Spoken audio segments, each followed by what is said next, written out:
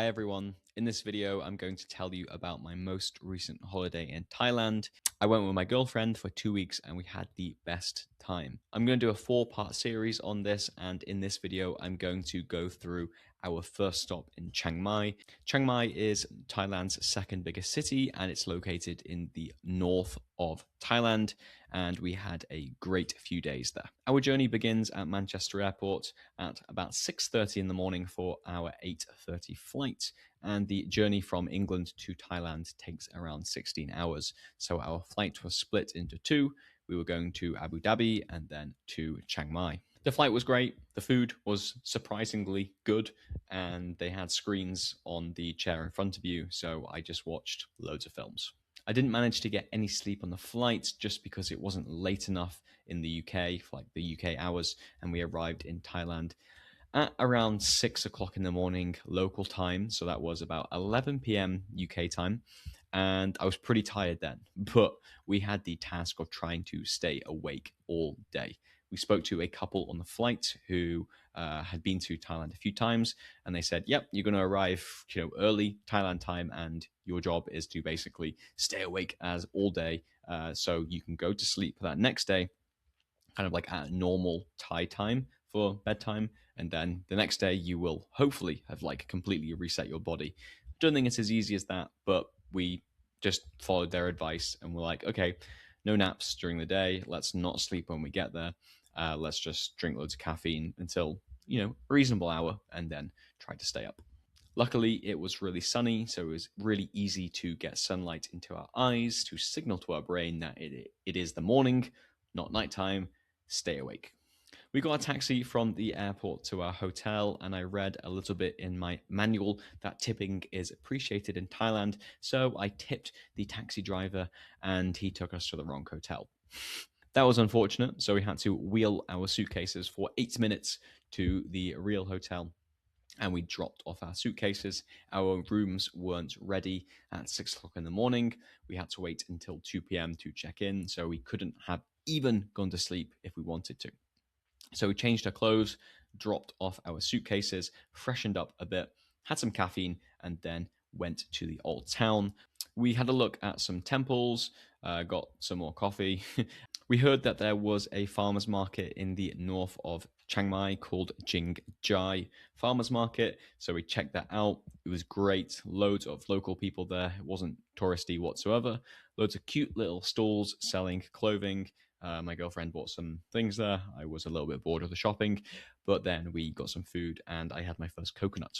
The hotel staff messaged me on WhatsApp to say that our room was ready early, so after a few hours at the market, we got a taxi back to the hotel. The taxis in Thailand are really cheap, so that was great. We stayed in the hotel room for a few hours. We had a shower, just chilled out for a bit, read on the balcony, and then we headed back out into the evening to get some food and also check out another market. They had like a main kind of like Sunday market in the middle of the old town. The market was great because we were really tired and we were walking around like zombies all day, just trying to stay awake.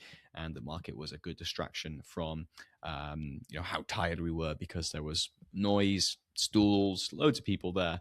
So that was great. Unfortunately, even though I was really physically tired, my brain was quite awake.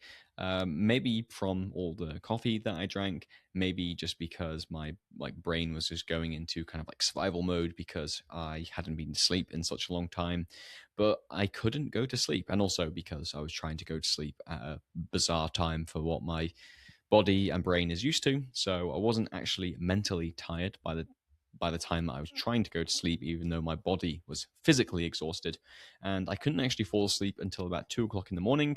I got pretty anxious at one stage because I had a big day planned the next day as we were going to see some elephants. But after I got anxious, I did some breath work, some like breathing exercises to slow down my heart rate, and then I also listened to a Harry Potter audiobook, and finally I fell asleep. But I was anxious because I didn't want to do the next day on 0 hours sleep in about a 48-hour period, because that would have been hell, and I didn't want to cancel the trip because it was the one that we were looking forward to the most. But luckily I fell asleep. If you want to become a fluent and confident English speaker, then why don't you join my free English community? In here, we provide you with daily tasks based around interesting topics related to culture and society to get you using English consistently. And then inside, you'll find loads of opportunities to learn and discuss interesting topics in English. So check it out. It's free to join. Link in the description and the top comment, and I'll see you inside. The next day, we got picked up at around 8 o'clock in the morning after some breakfast, and we headed to the Elephant Nature Park. We did some research on the best elephant sanctuaries to visit while in Chiang Mai. There are loads of different options, and some of them are more ethical than others. At some places, you can still ride elephants. At some, you can bathe with them, and there is a little bit of discussion of if that's actually okay or not.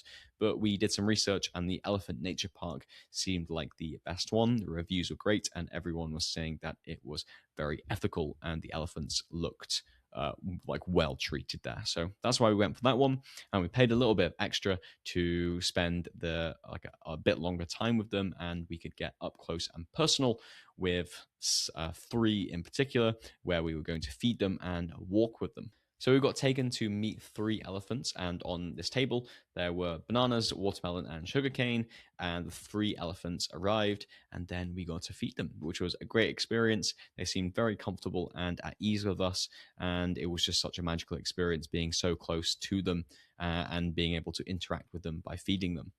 Elephants are really heavy. I think some of them there were 6 tons, so that's 6,000 kilograms, and they need to eat 10% of their body weight every single day, and they eat for 16 hours a day. So, as you can imagine, eating is pretty big for them. I think they would have preferred if we just dumped the fruit at their feet and they could eat as quickly as they wanted to. However, they kind of had to put up with us, like giving them the food slowly. I don't know if I don't know if that's problematic or not. I don't know. They seem very comfortable and at ease with us. They just had to put up with eating a little bit slower than what they probably ideally wanted, which isn't the worst thing in the world. After feeding them, we went on a little bit of a walk with them, and there was kind of like a path set up where they got to kind of walk close to us, but there was like a small little like fence in between us. But at some stages, we were literally just standing right next to them. And so it was a little bit scary because they are huge. The walk only lasted about 20 minutes, but it was a nice short loop, and it meant that we got to like see them walking through some woodland area, like a forest, and we got to see them in what would be like a kind of a realistic environment in which they would live. So we got to see them throw dirt on themselves and kind of like wander off and start eating some bamboo and stuff like that. But it was really good. Loved the experience. In the afternoon, they took us to the actual park itself, and the park itself is huge. They have about 125 elephants at the park, and they rescue all of their elephants from abusive and places that mistreat the elephants. So this could be like circuses or places that they put elephants to work. But a lot of the elephants at the nature park have been abused, they're traumatized, they've got physical injuries, and they really do look after the elephants.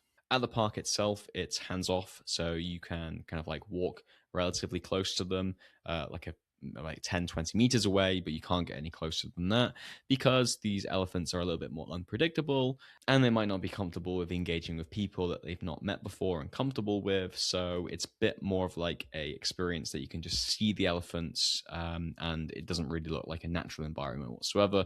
And it's more about kind of like caring for elephants that have been mistreated before in the past. Even though I loved being close to the three elephants, I actually really enjoyed being at the Elephant Nature Park itself because you could see the actual foundation and the project, kind of what it mainly does, and all the work that goes into caring for these beautiful animals. Obviously, we don't have elephants in England apart from at zoos, so it was really, really cool to just see these animals like up close and watch them like behave and engage with each other and have fun. It was a really magical and wonderful experience, and definitely one of the highlights of my trip. The next day, we had another trip planned to Doi Inthanon National Park, and this is the highest point in Thailand. The trip started by stopping off at a waterfall, pretty nice experience. Waterfall was great. Loads of tourists there though, so it did feel like you're in a bit of a sausage factory of, yeah, arrive, take some photos, come back, let's go to the next place. Did feel like that a little bit, so didn't love that. Loads of people, got some photos. Beautiful waterfall, but yeah. Then we went to the highest point. We drove up to the point. There wasn't really much hiking or any difficulty. I think they designed the trip like that on purpose. And yeah, got some photos there. Pretty nice. Went on like a beautiful boardwalk through this like woodland area. And then after that, we went to this really interesting temple where it was dedicated to the king and queen. Can't really tell you much about this, to be honest. There was a bit of information about the Buddha inside one of the temples, but yeah, just these really kind of interesting temples side by side to each other, like twinned, paired. I don't know how to really call it, but yeah, really beautiful gardens there as well. Gorgeous, gorgeous gardens. But we were there for like 35 minutes, and then we were on to the next place, and we got taken to a village. And here we saw some kind of local people doing some kind of interesting work in terms of making scarves. Got to try some local coffee, and yeah, the guide was actually from this village, so he took us around. Saw what the school was like, saw some dogs, which is interesting, and they also like tied up pigs, these little tiny pigs that actually reminded me of my French bulldog, Alfie, who kind of looks like a pig sometimes. Even though the day was great, it did feel a little bit touristy, and we spent a lot of time in the car, kind of getting to the place and then stopping in between, like getting to the different places like the waterfall, the highest point, the temples, the village, and then it was just a lot of moving around, being in the minivan, and we didn't really have that much time to kind of like do things when we were there. So yeah, it felt like a bit like we were just on a treadmill, kind of being dropped off at different places.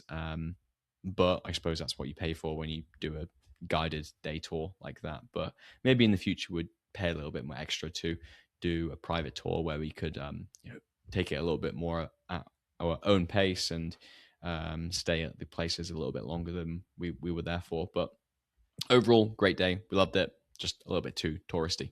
In the evenings, we did go back into the old town in Chiang Mai and kind of like eat out, go to a few bars and stuff, and have a look at some more temples. But let's get on to the last and final day, which was actually my favorite in Chiang Mai. And this day, we were planning to go on the Monk's Trail. The Monk's Trail is a hike up to a temple, and you can't access the temple by road. So, in order to get to the temple, you have to walk for about 90 minutes.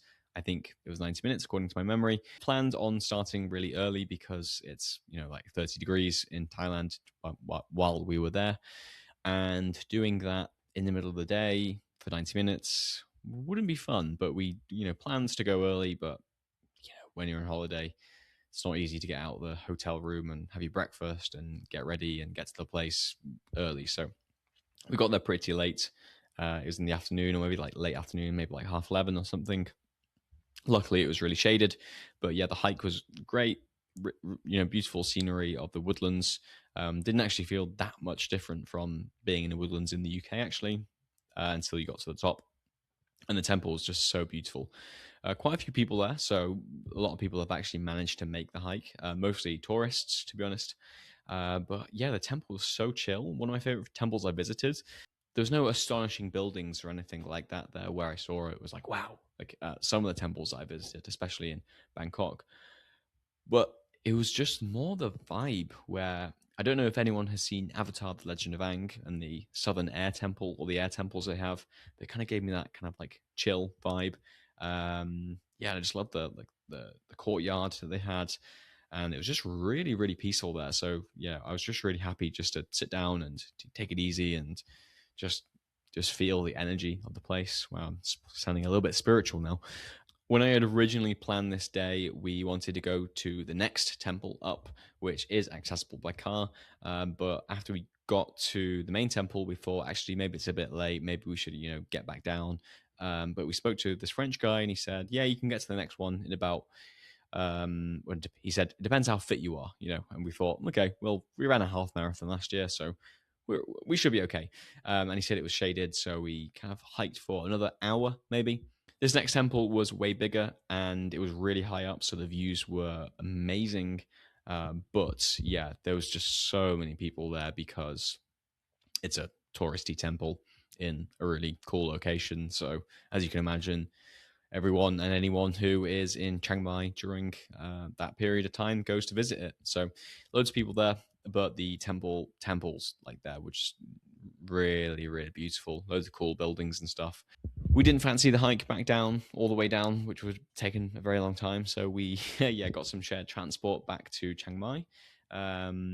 Yeah, got freshened up and went back into the city for a nice final evening in Chiang Mai. Had some beautiful food as usual, and we were getting ready for the next day in Bangkok. That's the first part of this little series over.